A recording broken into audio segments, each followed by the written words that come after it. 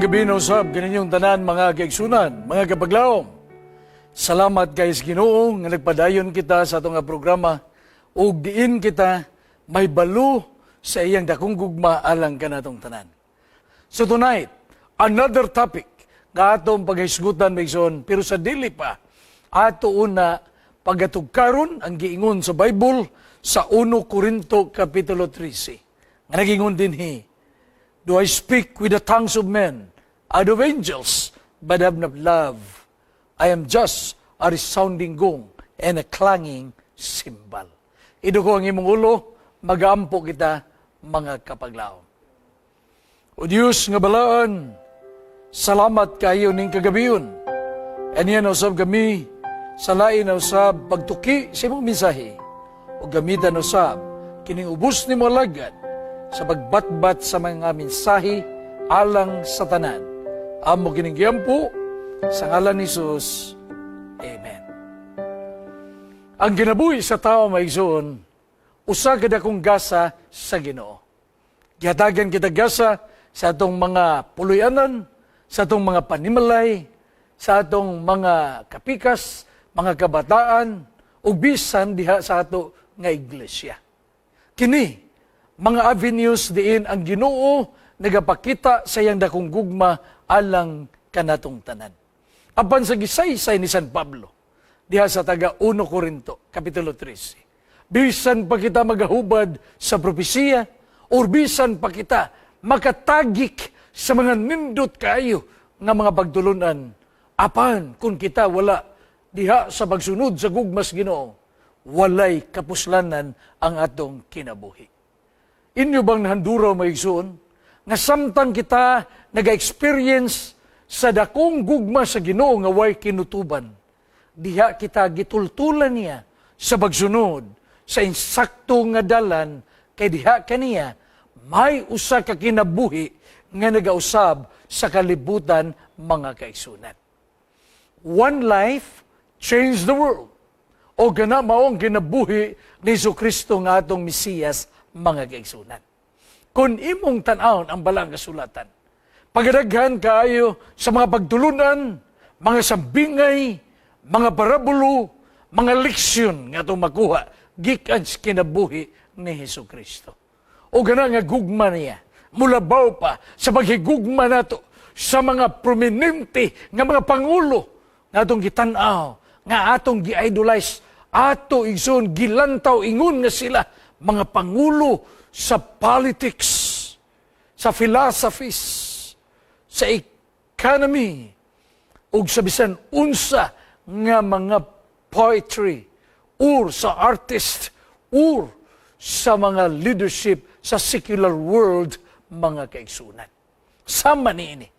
Niya si Albert Einstein, naa diya si Martin Luther King Jr., naa diya si Winston Churchill, naa diya si Mahatma Gandhi, ug naa diya si Ludwig van Beethoven, ug daghan pa nga ma-mention nato nga mga pangulo sa kalibutan, mga kaigsunan.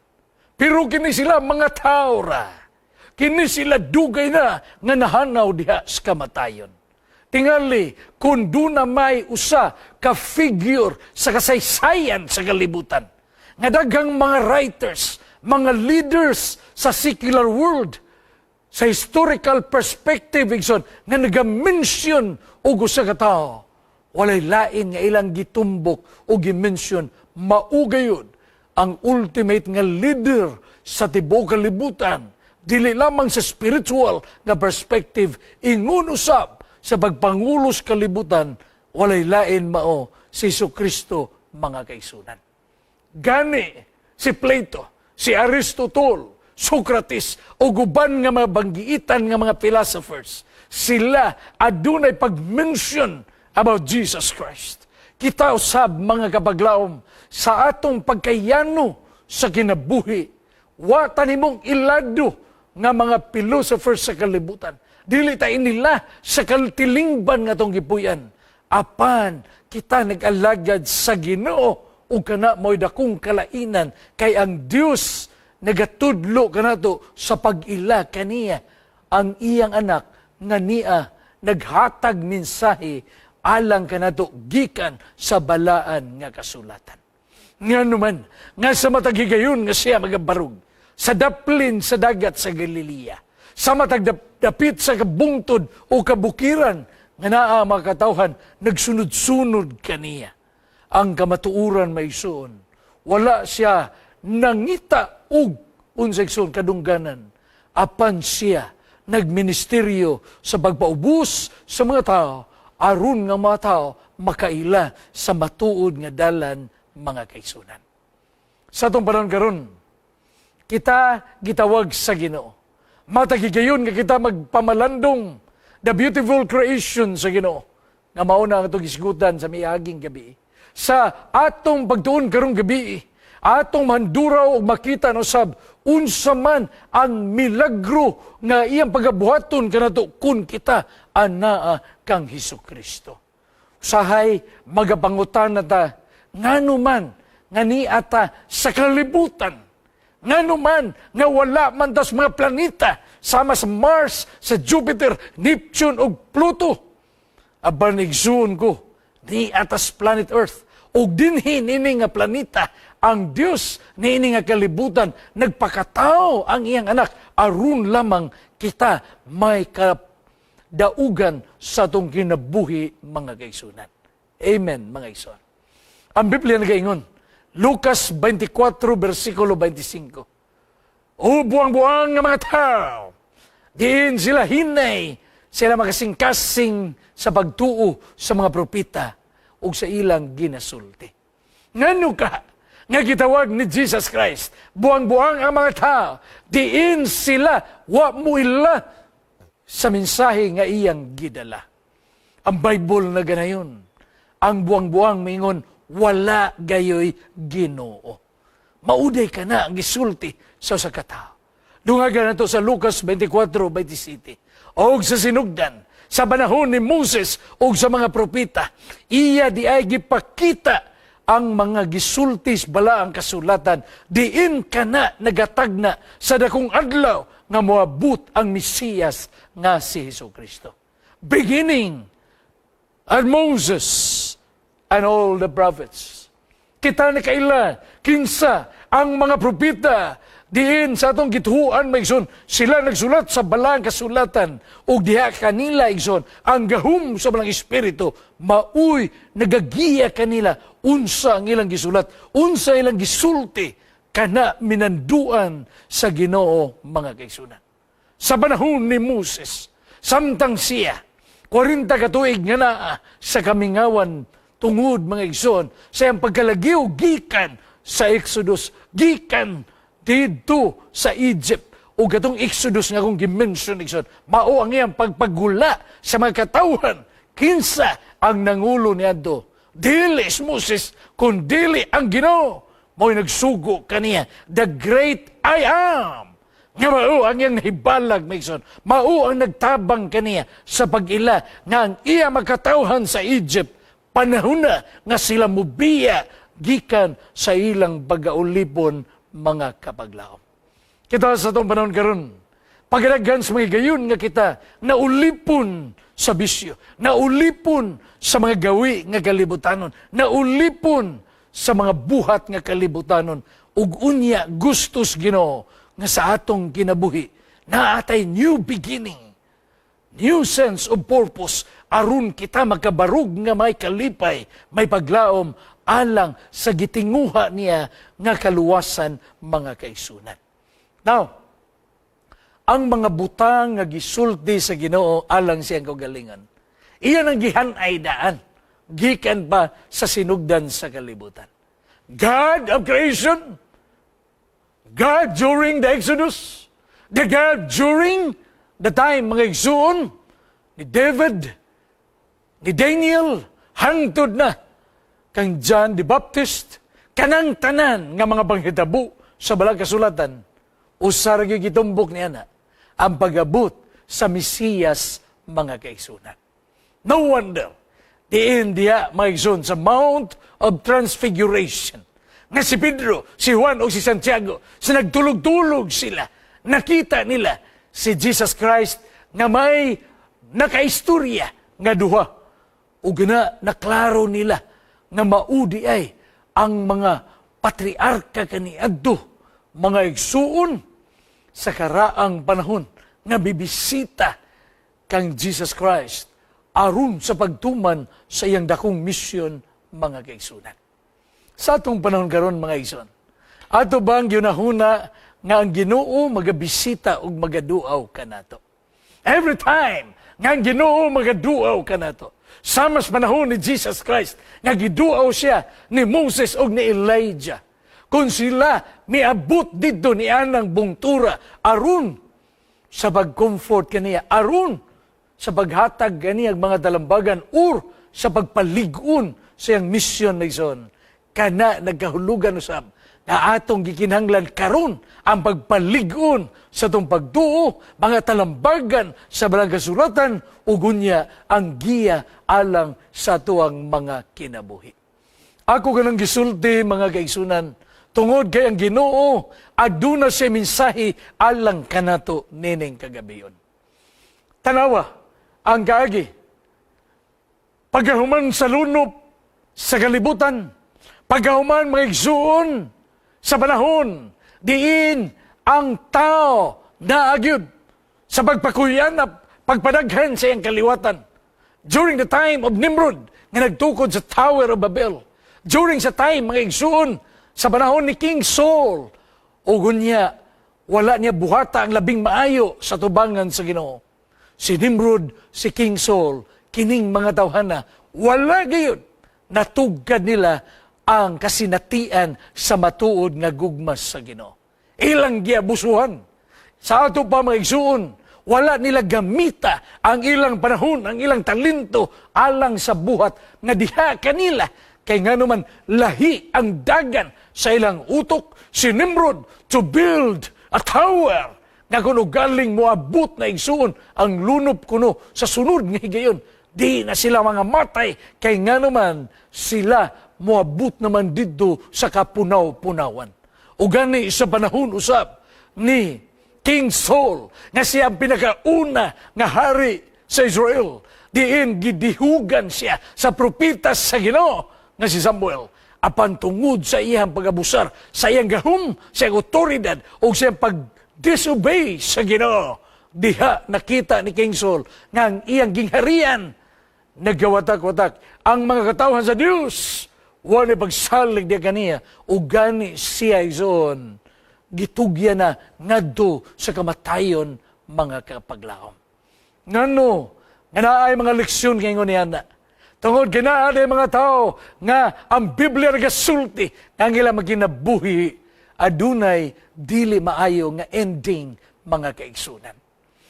Kung imong tanawon, look forward sa mga pangitabo sa ato karon nga naa sa kalibutan.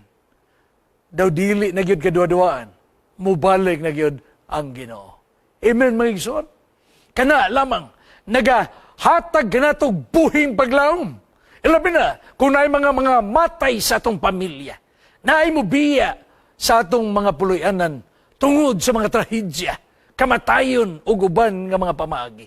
Apan kung imong sutaon ang gingon sa Biblia, ang kamatayon, ang kinabuhi, ang mga kagamhanan, kining tanan sa yuta, dili ug di gayud makapakgang sa dakong gugma sa Ginoo alang sa iyang mga katawhan. Amen, mga igsoon. Unya kita na balo nga ang kinaiya sa kaaway, mao gayud ang pag-atake sa matag membro ni ining nga iglesia.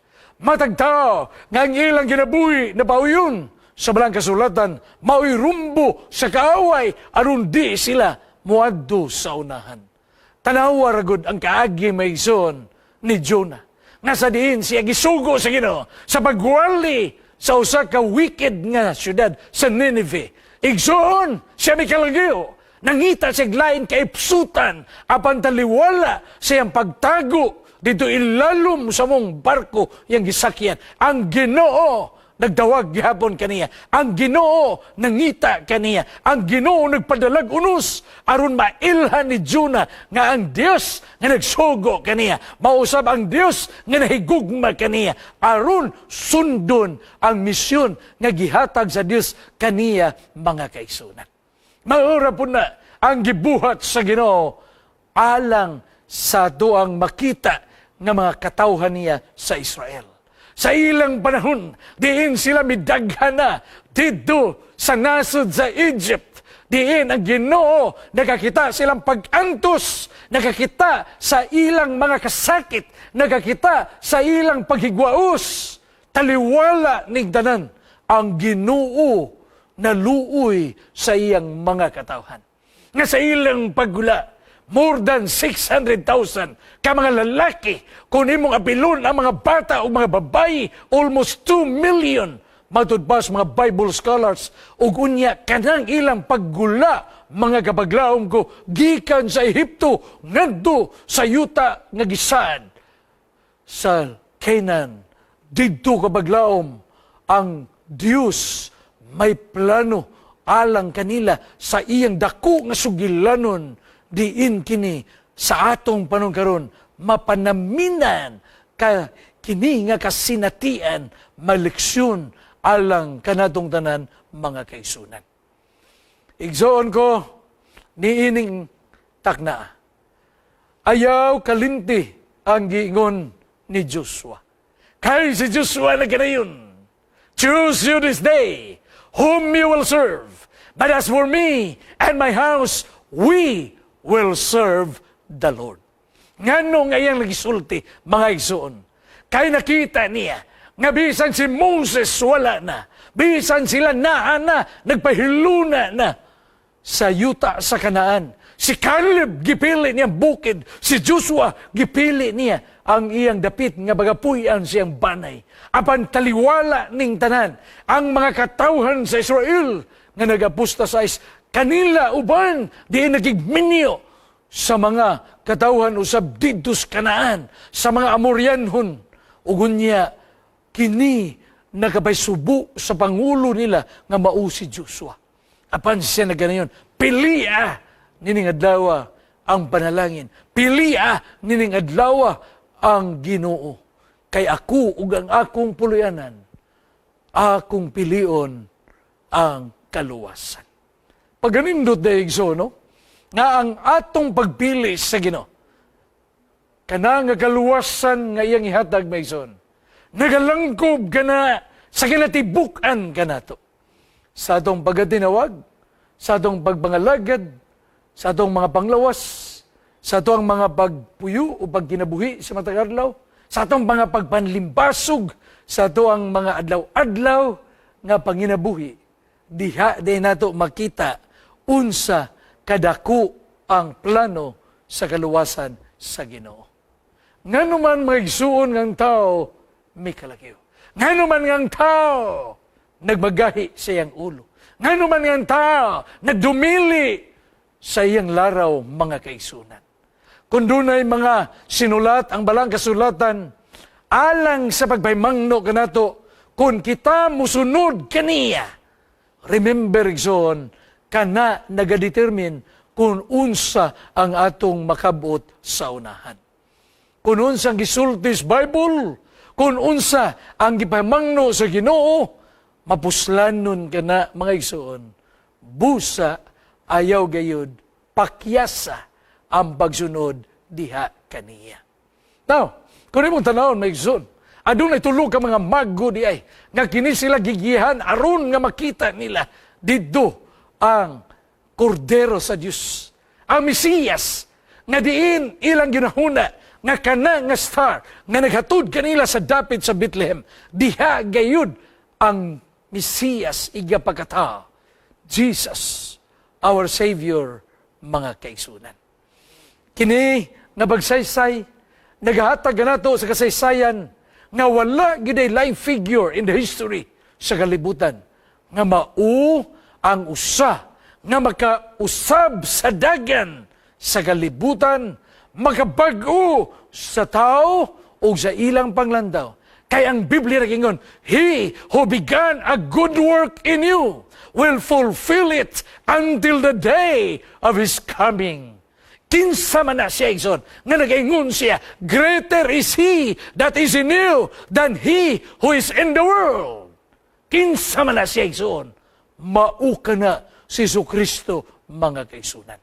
Nga sa atong kinabuhi, nagunahuna ta, nga walay lain nga magababag-o sa kalibutan. Walay lain magausab sa dagan sa kalibutan. But tonight, kabaglaom, God is still in control.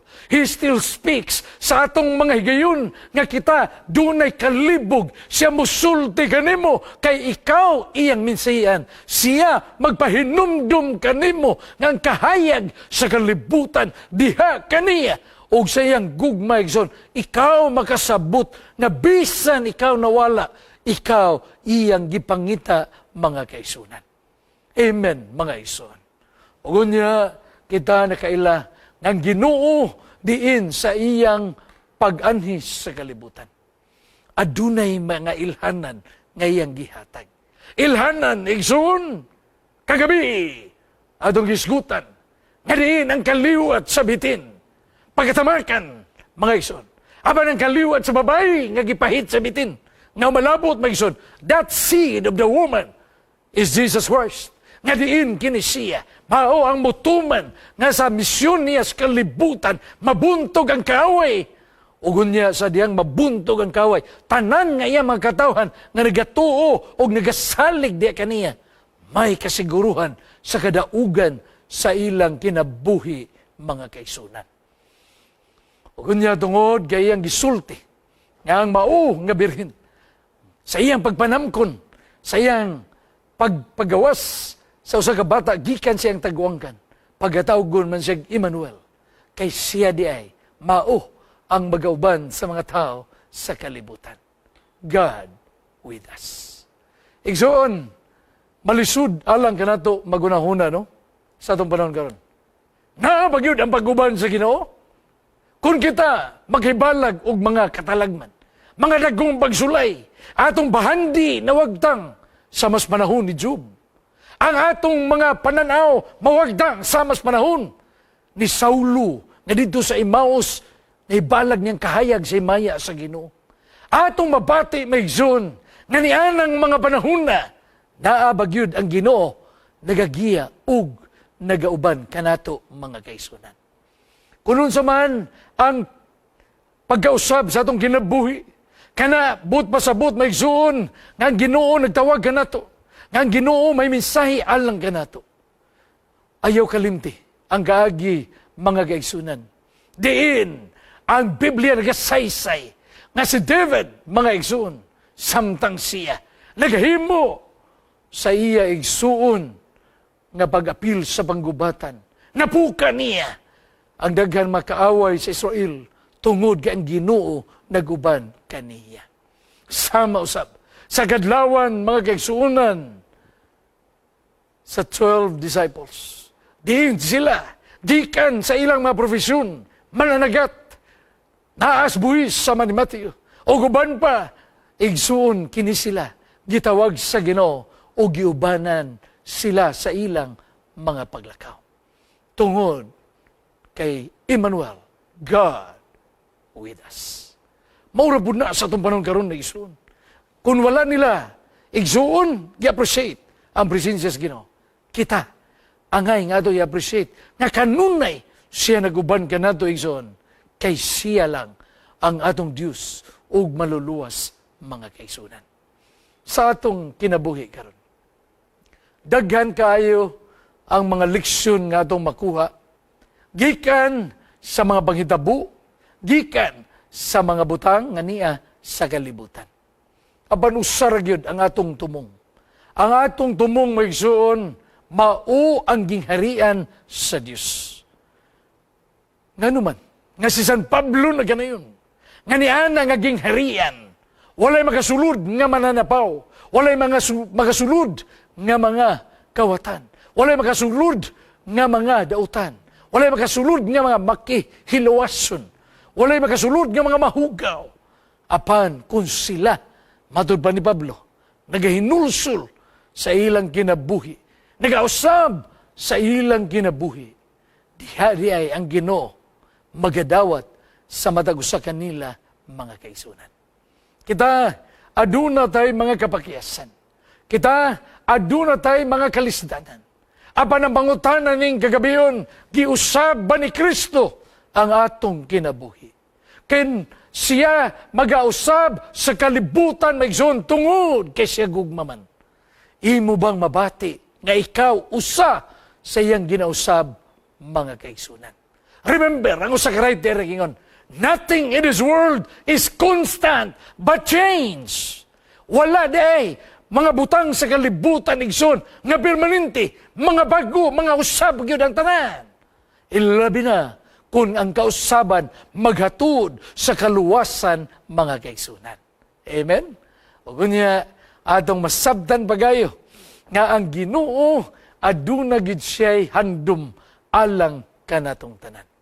Diin kita gitawag niya, diin kita gisaaran niya, ug niana igsoon ang pagluwas sa iya magkatawhan gikan sa ilang mga sala. Mauday kana magaigsuunan ang pinakaimportante nga butang nga atong ang kunon karon. Because the God of love, who is the God of order, is the God of mercy and forgiveness. Nga sa atong pagbalik diya kaniya, mapasaylo ang atong mga sala. Ngano nga atong taguan, ngano nga kita magdumili, ngano nga dili ta mo balik kaniya. Tungod ba igsoon kay mauwaw ta? Tungod ba igsoon kay maikog ta? Tungod ba igsoon kay mahadlok ta? Aban, ning kagabion ang challenge nga kita mo balik diya kaniya. Kay siya ningingon, come unto me, all of you who are weary and heavy laden, and I will give you rest. Imbitasyon ni Jesus alang sa matuusa kanato nga kung kita mubalik diya kaniya, makita na tong kahayag, mubati ta sa pagkaon sa tinapay sa kinabuhi, kay siya ang buhing tinapay. Ug atong makita igsoon nga ang kahayag nagadanag sa tong panaw, sa tong paglakaw di kita mapandul, di kita igsoon mahadlok, kay siya naguna. Ug sa atong pagsunod kaniya, kita may luwasan, may kasiguruhan, o kita may kadaugan sa unahan mga kaigsunan. Amen, mga igsoon. So tonight, atong himuon ang pagdawat nining usa lamang katawo nga makabag-o sa dagan sa kalibutan. O diha kaniya lamang atong masulti mga pulong diin kita mga igsoon magaampo sama sa awit, Lord, take control of me. Renew my mind. Aron makita nako Ginoo ang imong dalan. Dili lamang ang atong nahuna ato itugyan sa Ginoo. Ang atong lawas, ang ginatibukan sa atong pagkatao. Lord, take control of me. Nganong nga kana nga awit, nagasulti ka nato igsoon, nga taliwala sa kahigwauso sa katao, nangayo siya tabang sa Ginoo. Kay gusto niya, ng Ginoo, maoy magkupot sa iyang kinabuhi, ug samtang ang Ginoo magkupot sa kinabuhi niya, siya dili na gayod, mahimo nga mahadlok pa sa unahan mga kaigsunan. Fear not tomorrow, God is already there. Mao ka nang gisulti ni Ginang White. Diin kung kita malimot maigsoon, unsang naa sa unahan, ang Dios nagatawag ka nato, nga karon palang daan, kita mo lagad matinud-anon kaniya. O bisan kita magalingi o magatanaw, unsa ang iyang paghiya kaniadto sa miyagi. Karon og sa malabot, ikaw adunay kasiguruhan mga kaigsunan. And so tonight, let us remember nga Ginoo aduna gyoy giandam alang sa matag usa kanato. Jesus said, "Be of good cheer. I have overcome the world." Ugunya si Ginoong Hesus nagaingon kanato igsoon, I will never leave you nor forsake you. Sa atong mga pagpangalagad karon, di magidaytan niya bulagan, di magidaytan niya biyaan, og ni ana maison, adunay kadaugan ang atoang kinabuhi. Like the woman at the well, I was seeking for things I cannot be satisfied. But when I hear the Savior's calling, o kita mo duol, o gunya mo duol, o maminaw, o magpatalinghog sa iyang bagdawag mga kaigsunan. And He will give us the well that never runs dry. Pagganindot may igso, no? Ngang sugilanon sa mong babay, nga diha siya sa tabay may igsoon, udtong tuto kay mauwaw siya, nga makita siya mga silingag, mga higala, apan dito na ibalag niya, ang usa ka Mesiyas, diin nagasulti siya, na ako'y tubig nga ihatag ganimo, dili na gyud mahubsan, tubig gikas tinubdan, nga nagadagayday, nga way paggahubas, kay ang Dios nagahatag aron ang babae maluwas. Pagganindot sa mong sugilanon, like the woman at the well. Igsoon sa atong panahon karon, nagginahanglan po ta kang Ginoong Hesus. Usahay mauwaw ta sa itong mga pamilya, mauwaw ta sa itong mga higala, kay ilatang gibalibaran. Usahay mauwaw ta nga mailan sa katilingban nga nag-alagad na ta. Aba nigsuon ko, kana nga kauwaw sa kalibutan, temporaryo. What's important, ang kaluwasan o gadaugan, ngadtos gingharian nga wa na'y katapusan. Ning kagabion, mga ison, kung himuon sa Ginoo ang pagbago sa itong kinabuhi. Remember, sama ni Joshua, kita maingon, choose you this day whom you will serve. But as for me and my house, we will serve the Lord. Magampo ta, mga kaigsunan. Among dalaygon ug gamhanan nga Dios, salamat nga Ginoo sa mga pulong nga imong gihatag kanamo. Sa daghang higayon kami nabakyas. Sa daghang higayon nga kami nawala. Aban salamat nga imong giusab dagan sa among kinabuhi. Ug karon andam kami kanunay musunod sa imong kabubuton. Salamat nga imong gitubag ang among kinabuhi sa pag-ayo sa among balatian, sa pagkuha sa among kabalaka, ug sa paghatag kanamo lig-on nga pagsalig. Kini among dawaton sa ngalan ni Jesus. Amen.